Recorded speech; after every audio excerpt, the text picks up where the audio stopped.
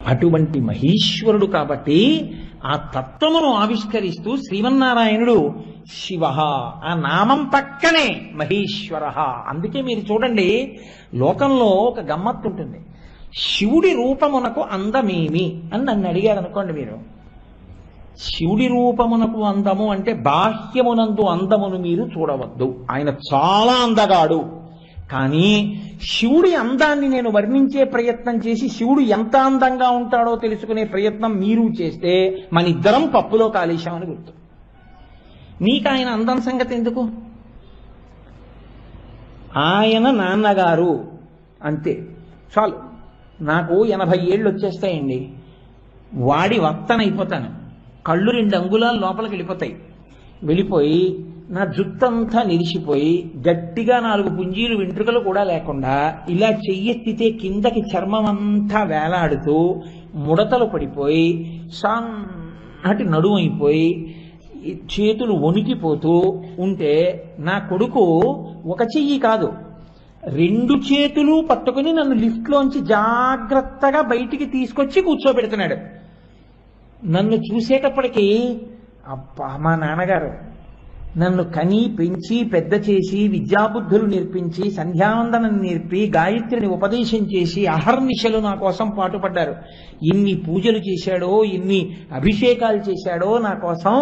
మా నాన్నగారు అని ప్రేమించడానికి వాడి మీద నాకు ఎంత ప్రేమ ఉందో వాడు స్మరించడం వల్ల నేను అందంగా ఉంటానా? నాన్నగారు 80 ఏళ్ళకి ఎలా ఉన్నారో చూడండి బాబోయ్, ఆయన నాన్నగారని చెప్పుకోవడం ఏమిటనిపిస్తే నాన్నగారి మీద ప్రేమ ఉంటుందా?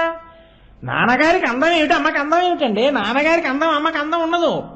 నాన్నగారిని చూస్తే మురిసిపోవడానికి నాన్నగారి ప్రేమే నాన్నగారిగా సౌందర్యం. అమ్మని చూసేటప్పటికి అమ్మ అందాన్ని బట్టి ప్రేమ ఉండదు. ఆవిడ మా అమ్మ. అసలు నేను పుట్టగానే నాకు రక్తాన్ని పాలగా మార్చి పట్టిన తల్లి.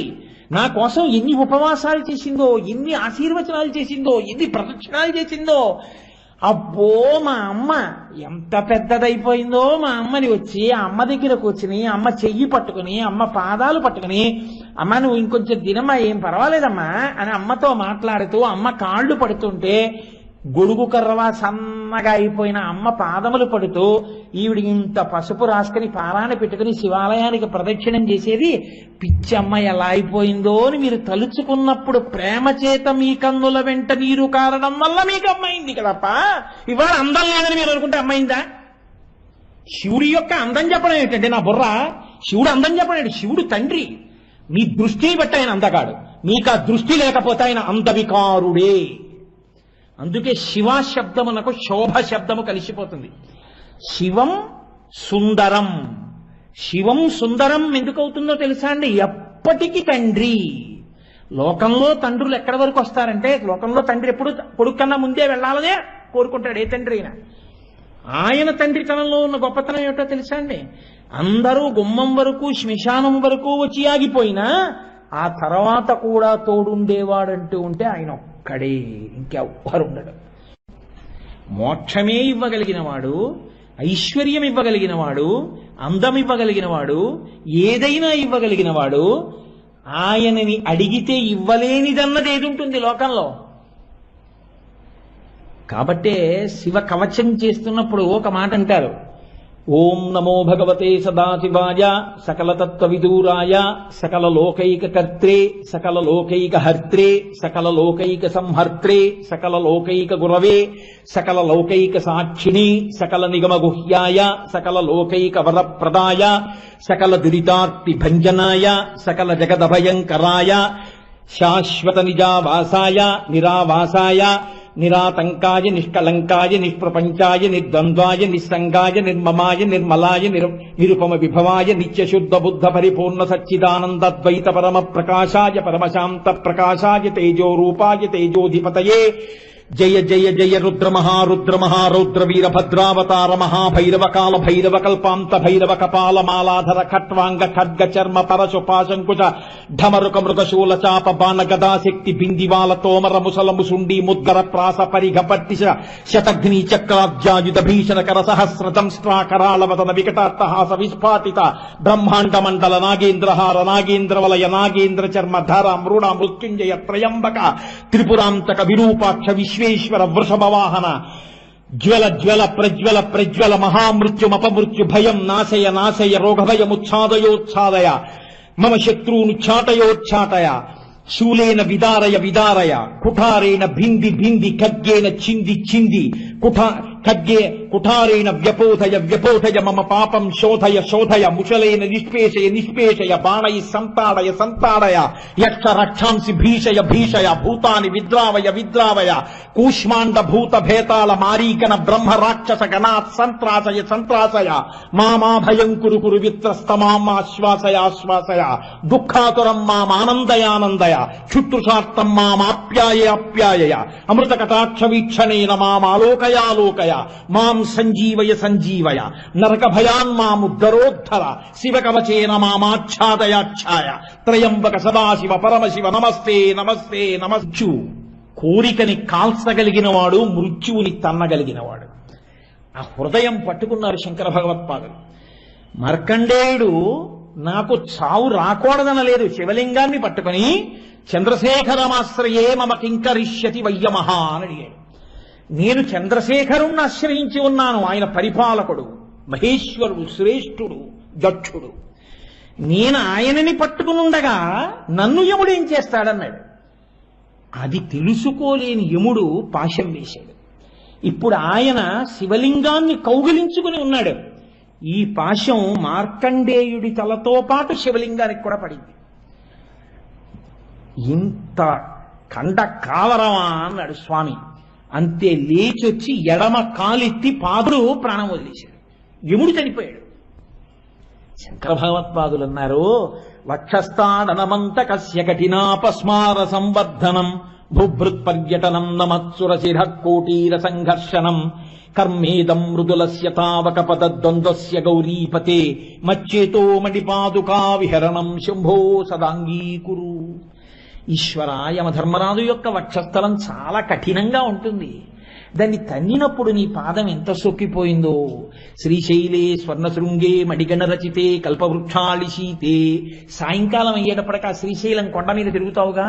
సంధ్యారంభ విజృంభితం శృతిశిరస్థానాంతరాధిష్ఠితం సప్రేమ భ్రమరాభిరామమసకృత్సద్వాసనాశోభితం భోగీంద్రాభరణం సమస్త సుమన పూజ్యం గుణావిష్కృతం సేవే శ్రీగిరిమల్లికార్జున మహాలింగం శివాలింగితం.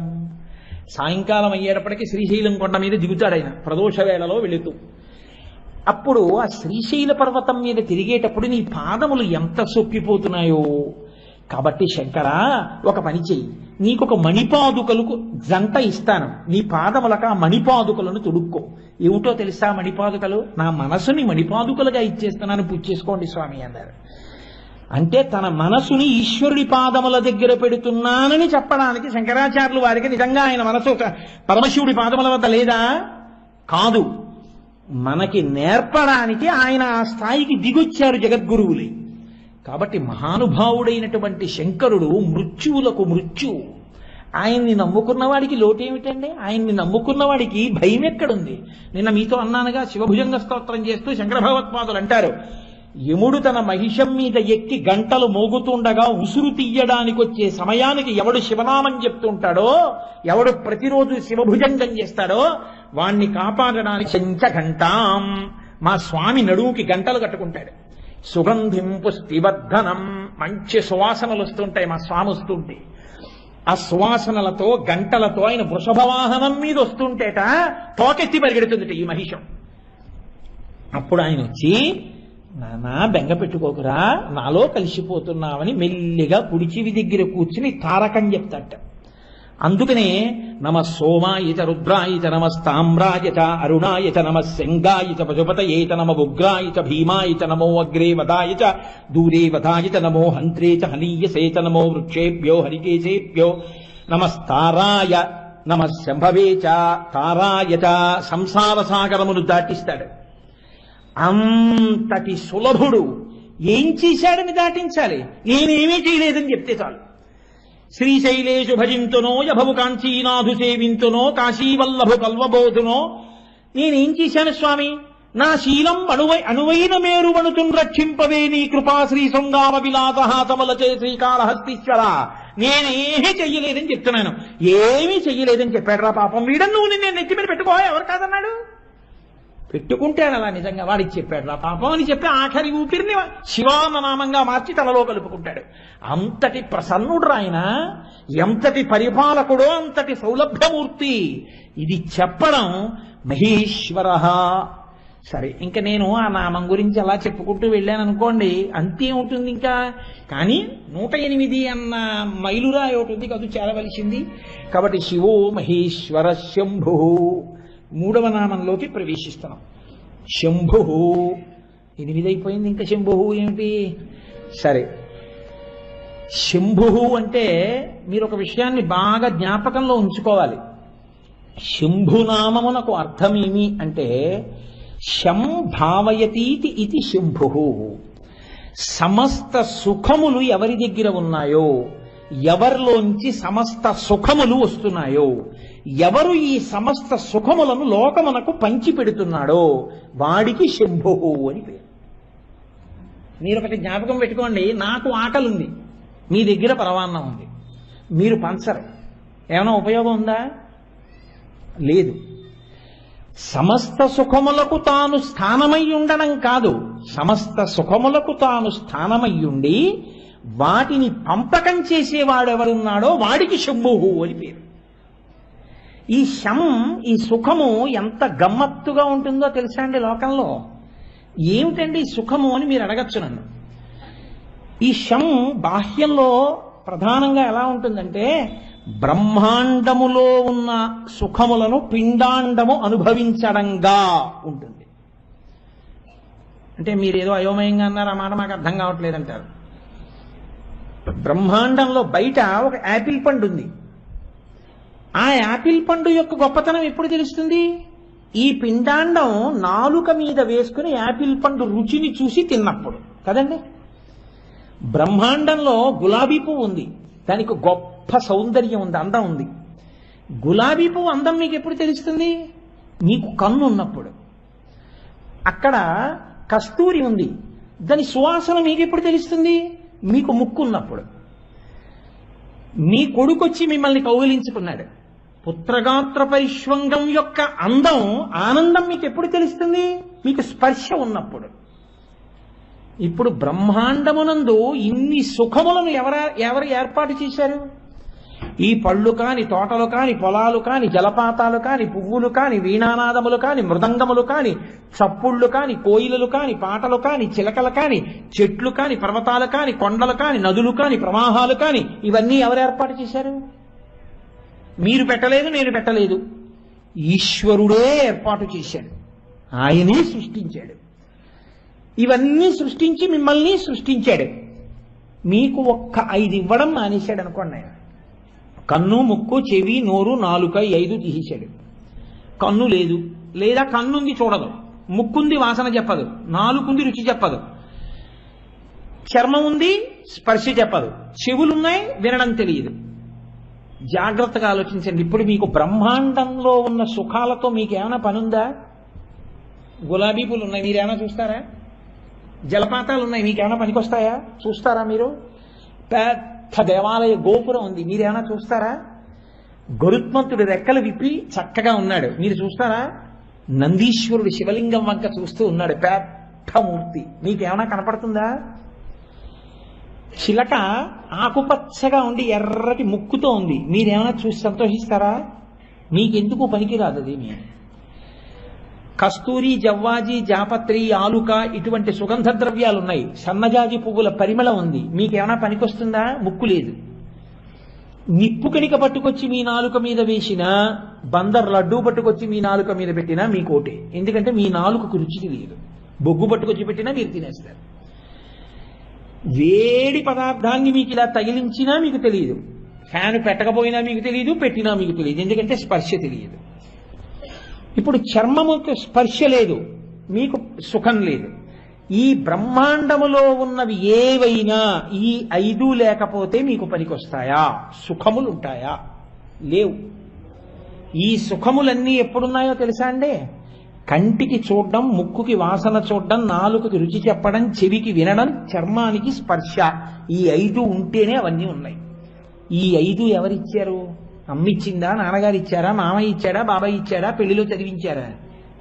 ఎవరిచ్చారు? ఈశ్వరుడు ఇచ్చాడు. ఈ కన్ను పెట్టి కన్నుకి చూసే శక్తిని ఎవరిచ్చారు? లోపల తాను జ్యోతిగా కూర్చుని దాని వెలుగు దాని మీద పడి అది చూస్తోంది. నానాచిద్ర ఘటోదర స్థిత మహాదీప ప్రభాభాస్వరం జ్ఞానం యస్యతు చక్షురాదికరణ ద్వారా భైస్పందతే జానామీతి తమేవ భాంతమనుభాత్యేతత్ సమస్తం జగత్ తస్మై శ్రీ గురుమూర్తయే నమజిదం శ్రీ దక్షిణామూర్తయే. ఆయనే లోపల జ్యోతిగా ఉండి కన్ను చూసేట్టు చేస్తున్నాడు. ఆయనే లోపల జ్యోతిగా ఉండి చెవి వినేట్టు చేస్తున్నాడు. చెవి ఉండి వినలేని వాళ్ళు లేరా? కన్ను ఉండి చూడలేకపోతున్న వాళ్ళు లేరా? ఈ 5టిని పని చేయిస్తున్నవాడు ఆయనే. బ్రహ్మాండములో అన్ని సుఖస్థానములను పెట్టినవాడు ఆయనే. అవి పెట్టాడు, ఇవి పెట్టాడు. దీనివల్ల అది చూసి మీరు సుఖాన్ని పొందుతున్నారు. ఇప్పుడు సుఖము అని మీరు అన్నవన్నీ ఎక్కడి నుంచి వచ్చాయి? ఆయనలోంచే వచ్చాయి కదా. ఆయన లోపల ఉండి కంటిని చూసే శక్తిని వెనక్కి తీసేశాడనుకోండి, మీకు చాలా సుఖస్థానములు ఆగిపోతాయి, ఇంకా చూడలేరు. చెవికి వినే శక్తి వెనక్కి తీసేశాడనుకోండి, మనకి ఉంది కాబట్టి తెలియదు ఈశ్వరానుగ్రహం ఏమిటో. వెనక్కి తీశాడనుకోండి, మీరు వీణావాదన వింటారా, సంగీతం వింటారా, ప్రవచనం వింటారా, మృదంగం వింటారా, వేద ఘోష వింటారా, చక్కటి పాట వింటారా, మీ మనవడు మాట్లాడేటటువంటి వచ్చిరాని మాటలు వింటారా? మీరేం వింటారు? ఆయన చెవులు ఇచ్చాడు కాబట్టి మీరు వింటున్నారు. ఇప్పుడు చెప్పండి, సుఖస్థానములు మీ మనసుకి ఉల్లాసమును సంతోషమును కల్పించేవన్నవన్నీ మీరు ఎలా అనుభవించగలుగుతున్నారు? కేవలము ఈశ్వరానుగ్రహము వలన మాత్రమే తప్ప మీకు కొత్తగా ఇంకా వేరొకటి లేదు ప్రపంచంలో సుఖం అనుభవించడానికి. ఆయన అనుగ్రహమే ప్రతి సుఖము. 1. 2, ప్రపంచంలో సుఖము అన్న మాట ఉండాలి అంటే 3 లేకపోతే ఉండవు. ఏమిటో తెలుసండి ఆ 3? సూర్యుడు, చంద్రుడు, అగ్ని లేదా వర్షము. సూర్యుల్లోనే అగ్ని కూడా చెప్పేస్తే వర్షం. మీరు కొంచెం జాగ్రత్తగా ఆలోచించండి నేను చెప్పిన మాట. ఈ 3 లేకపోతే మీకు అసలు సుఖమన్న మాట కాదు, అస్తిత్వం ఉండదు, ఉండడం కుదరదు. ఎందుకో తెలుసా అండి? సూర్యుడు లేడు లోకంలో. మీ బట్టలు ఆరుతాయా? మీ ఒళ్ళు ఆరుతుందా? చీకటి పోతుందా? ఎన్ని పురుగులు పుట్టేస్తాయి, ఎన్ని దోమలు పెరిగిపోతాయి, ఎన్ని లైట్లు వేసుకుంటారు? ఈశ్వరుడు 24 గంటల్లో 12 గంటలు ఆయన ఉచిత విద్యుత్ ఇచ్చి దీపం పెట్టినవాడు సూర్యుడు కదా. సూర్యుడన్న దీపాన్ని పెట్టి ఆయన ఎంత ఉపకారం చేశాడు, ఏ బిల్లు అడిగాడు ఆయన? ఆయన చంద్రుడన్న దీపాన్ని పెట్టి ఎంత ఆహ్లాదాన్ని ఇచ్చాడు. ఇన్ని ఇచ్చినటువంటి ఈశ్వరుడు ఇన్నిచ్చి 1-2-3 గంటలు మనం తయారు చేసుకున్న విద్యుత్ ఉపయోగించుకుందామంటేనే ఇన్ని ఇక్కట్లు పడిపోతున్నాం మనం. సూర్యుడిని ఈశ్వరుడు తీసేశాడు అనుకోండి, మొక్కలు పెరగవు, బట్టలు ఆరవు, అప్పడాలు ఎండవు, వడియాలు ఎండవు, మీకు ఆరోగ్యం ఉండదు, క్రిములు కీటకాలు పుట్టేస్తాయి, కటిక చీకటి, నీరు ఇంకదు, నీరు పెరిగిపోతుంది. దానివల్ల మెల్లిమెల్లిగా నిలబడిపోయిన నీరు ఎక్కువైన కొద్దీ అనేకమైన వ్యాధులు ప్రబలిపోతాయి. ఏది అస్తిత్వం? అసలు సుఖమన్న మాటేదండి. సూర్యుడు లేకపోతే అంతా దుఃఖమే. ఏం ముసురండి, 10 రోజుల నుంచి ముసురు, ఎప్పటికే సూర్యోదయం అవుతుందో అంటారు. సూర్యుడు ఉన్నాడు, చంద్రుడు లేడు. మీరు ఆలోచించండి, ఎంతసేపు చూసినా సంతోషపడే స్థానం చంద్రుడే. మీరు అలా బయటకు వచ్చి కూర్చుని అలా చంద్రబింబం వంక చూస్తూ కూర్చొని రామాయణంలో వాల్మీకి మహర్షి వర్ణిస్తారే, హంసో యథా రజత పంజరస్థః వీరో యథా గర్విత కుంజరస్థః సింహో యథా మందరకందరస్థః చంద్రోపి బిభ్రాజత దంబరస్థః. వెండి పంజరంలో హంసలా ఆయన తెల్లటి మబ్బుల్లోంచి అలా కదులుతున్నట్టుగా కనపడుతుంటే చంద్రబింబాన్ని చూసి ఆ చల్లతనంలో మీరు ఎంత హాయి అనుభవిస్తున్నారు. ఆ చంద్రుడు లేకపోతే మనసుకి ఉల్లాసం ఎక్కడిది? రాత్రి వేళ వెన్నెలెక్కడిది? వర్షం, సూర్యుడే వర్షం. ఎందుకో తెలుసా అండి? సూర్యుడు ఆతపీ మండలీ మృత్యు పింగళ సర్వతాపన కవిర్విశ్వో మహాతేజ. ఆయనే అపాం మిత్ర, ఆయన నీటిలో బతికే ప్రాణులన్నిటికీ మిత్రుడయ్య. లోకంలో వర్షాలు పట్టలేదండి, వర్షాలు పట్టలేదండి, వర్షాలు పట్టలేదండి అంటాం. వర్షాలు పడ్డాయనుకోండి, అమ్మయ్యా వానపడిందండి అని ఇంట్లోకి వెళ్ళిపోతాం. వర్షం పడడం మొదలు పెడితే అన్ని పనులు మానేసి ఈశ్వరుడికి కృతజ్ఞత చెప్తూ ఉండిపోయే ప్రాణి ఏదో తెలుసా అండి? ఈశ్వర వీళ్ళందరూ చెప్పలేదు అనుకోకు, వీళ్ళందరి బదులే నేనే thanks thanks thanks thanks thanks thanks అంటూ ఉంటాను రోజంతా. వీళ్ళందరూ చెప్పారనుకని వర్షం కురిపించి వీళ్ళకి అని చెప్పే ప్రాణి కప్ప. అదొక్కటే బెకబెక బెకబెక బెకబెక అంటూనే ఉంటుంది. అందుకేట ఈశ్వరుడికి అంత కృతజ్ఞత చెప్తుంది కాబట్టి వర్షం పడితే కప్పను చూస్తే ఇష్టంట. అందుకే కప్పలను ఊరేగిస్తారు. పిచ్చేళ్లే ఊరేగించలేదు మన వాళ్ళు, మూఢనమ్మకాలవి కాదు. మీరేం చేస్తారు? నన్ను ఉపన్యాసం డేట్లు అడగడానికి వచ్చారనుకోండి, తిన్నగా వస్తే నాకు ఖాళీ లేదంటాడు వీడు. అందుకని వీడికి బాగా ఆప్తులైన వాళ్ళని ఏ గోపాలకృష్ణ గారినో పట్టుకుని వచ్చి, గురుగారు 2 రోజులు వెళ్తేనే బాగుంటుందని అన్నారు అనుకోండి, ఉండండి డిసెంబర్లో ఏమైనా చూద్దాం గోపాలకృష్ణ గారు అంటారు కదా. నాకు బాగా ప్రీతిపాత్రులైన వారు ఎవరుంటారో వాళ్ళని పట్టుకుని మీరు నా దగ్గరికి వస్తారు. ఓ కోటేశ్వరరావు ఉపన్యాసం కావాలంటేనే అలా వస్తే, వర్షం కావాలంటే వర్షం ఇచ్చేవాడికి ఎప్పుడు ఎవరు కృతజ్ఞత చెప్తారో వాడంటే ఆయనకి ప్రీతి ఉంటుంది. అయ్యో పాపం చిన్న చినుకడితే కాదు బెగబెగబెగలాడుతుంది రైదని, దాన్నే ఊరేగింపు చేశారనుకోండి, ఒరే దానికి ఊరేగింపు చేస్తున్నారా మన పట్ల కృతజ్ఞతని, పాపం దానికంత సత్కారం చేశాక కూడా వర్షం పడకపోతే చిన్నబుచ్చుకుంటుంది, అన్ని మాటలు చెప్పాను ఈశ్వర కురిపించలేదంటారని కప్పని ఊరేగిస్తారు మన వాళ్ళు. మన వాళ్ళంతా చాలా చమత్కార ధోరణండి, అమాయకులై చేయరు వాళ్ళు. కాబట్టి సూర్యుడే నీటిని లాగేస్తాడు, సూర్యుడే నీళ్లు కురిపించేస్తాడు.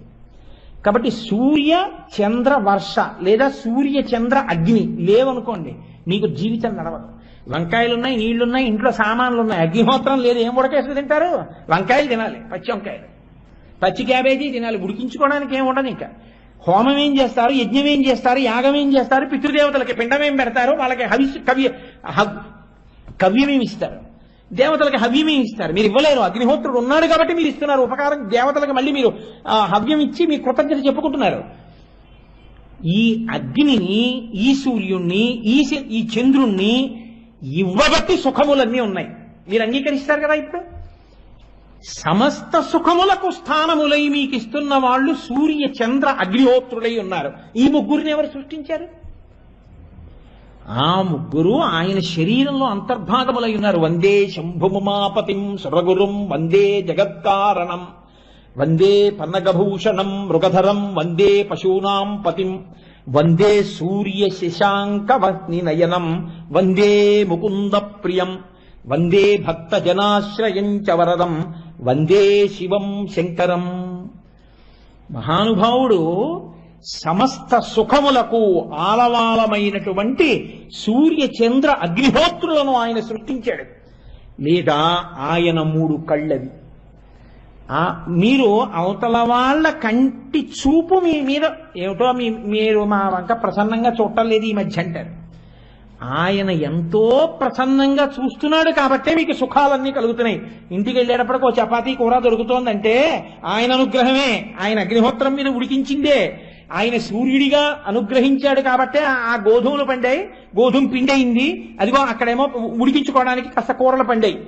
చంద్రుడు ఉన్నాడు కాబట్టే ఉపన్యాసం చెప్పేసి ఇంటికి వెళ్ళిన తర్వాత పలహారం చేసేసి ఒక్క 10 నిమిషాలు అలా బయటికి వెళ్ళి ప్రశాంతంగా వెన్నెల్లో కూర్చొని నిన్నటి చదివినాటి చంద్రుడి వంక చూసి కాసేపు ప్రశాంతత పొంది ఇంట్లోకి వెళ్ళి పడుకుంటే ఎంత హాయిగా ఉంటుందో. చంద్రమా మనసో జాతః, మీ సంతోషం అంతా మనసు ఉల్లాసం ఆయన మీదే ఆధారపడింది. కాబట్టి ఇన్ని సుఖస్థానములను సృష్టించినటువంటి వాడు ఈశ్వరుడే.